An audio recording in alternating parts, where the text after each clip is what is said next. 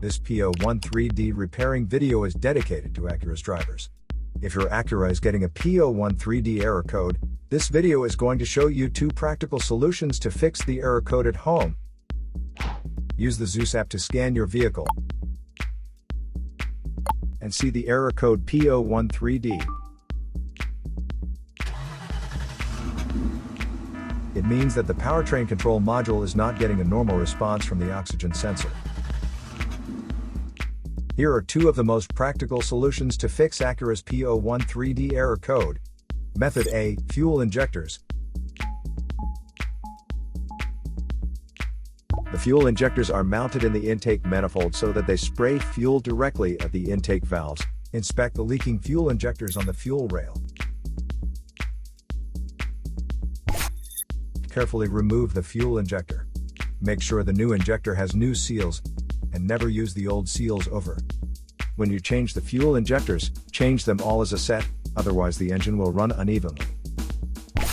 In order to prevent leaking, get some gasoline, put it in a cup, and then dip the new fuel injector into it, so the seals may get wet with gasoline, and it will go in and won't leak.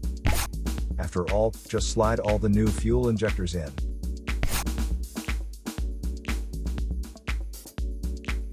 Method B, the oxygen sensor. This oxygen sensor is located right after the catalytic converter. Bank 2 is on the side with cylinder number 2.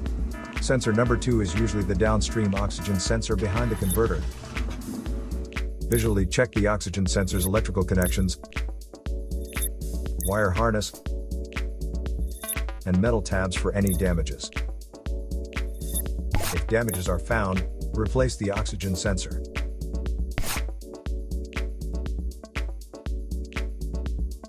So here are 2 of the most practical solutions to fix Acura's P013D error code. After the repair, you can now use the Zeus app to clear the error code.